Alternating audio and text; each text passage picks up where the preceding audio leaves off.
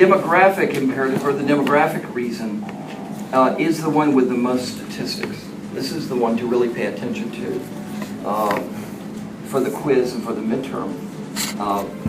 When it comes to these reasons for studying, imperatives, we could just use the word reason. Reasons for studying intercultural communication.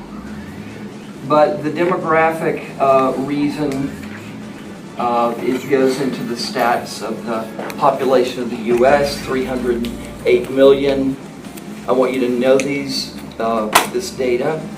You have 308 million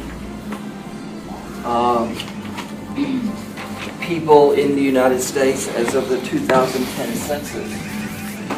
308 million, 8 million of which live in the New York City area. But those statistics under demographic imperatives, be sure and pay careful attention to it. And what you can do is put them in your notes. As long as you have them in your notes, you'll be ready for your quiz, because I'll probably let you use your notes. Yes? Okay, so there's 308 million people in the U.S. Of the 308 million, how many are Hispanic? 16. How many are African American? How many are Asian? 5? 5% Asian. 5%? 60% Latino. 14 African American. And 1% Native. You got it. Now, what page are you finding that on? Doesn't know to be Page 3. Oh, okay. It's not page 3 in the second. Okay. Oh, I So you got have the that notes. data. We went over that. And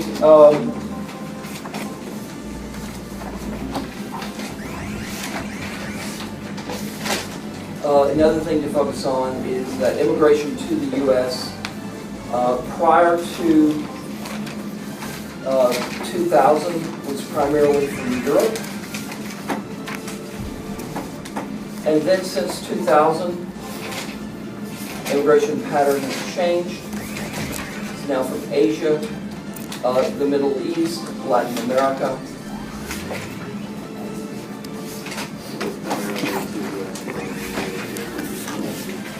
Up until roughly 2000.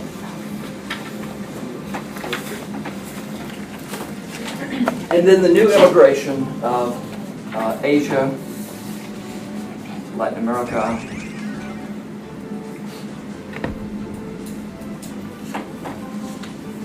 Would you call it a trend, an immigration trend? oh, absolutely, yeah.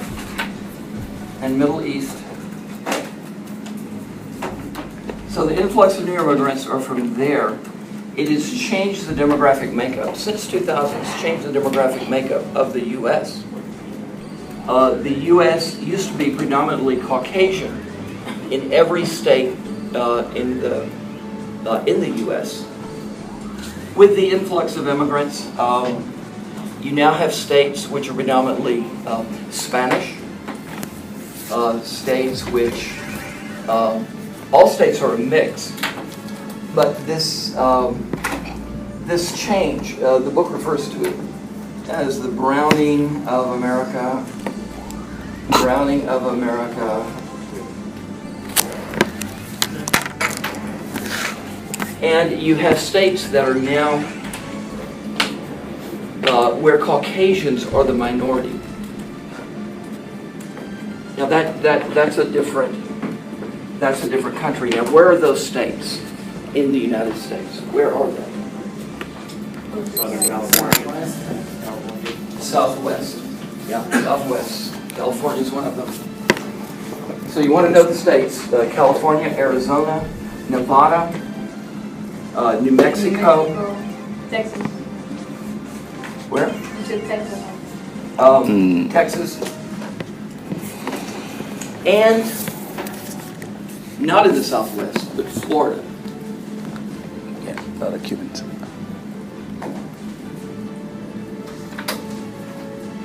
And the makeup for these are what primarily, you said?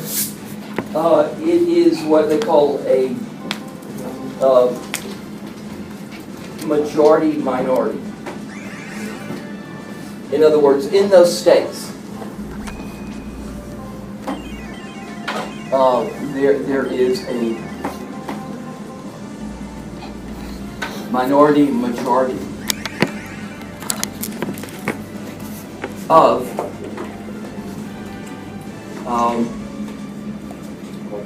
Latin American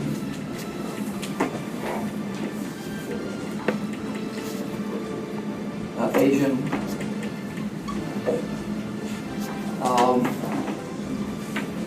Middle East, Middle Eastern,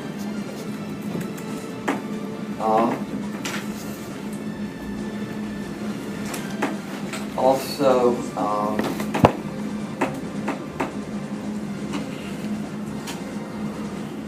within a population, African American,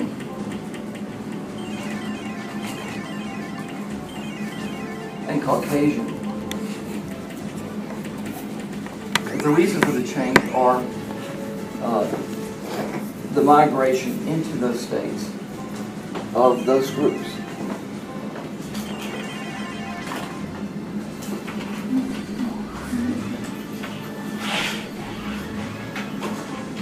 So we went over this the first, I think last week. So you've got it.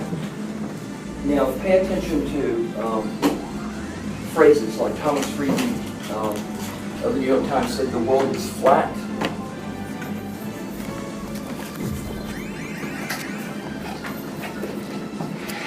The world is flat, he declared in a book by this title, The World is Flat. And we saw that what he means is technology now connects the entire world in a way where no culture is distant or not connected. And so globalization has brought about these changes and has created what another author calls a global village. So we started off with Thomas Friedman. Yeah, Friedman said the world is flat. And then someone referred to it as a global village, referring to the same thing, referring to the fact of technology and the interconnection now of the world and how instant communication is. And our connections to other people are no longer separated by culture or even separated by language. And so this is just referring to general aspects of what is called globalization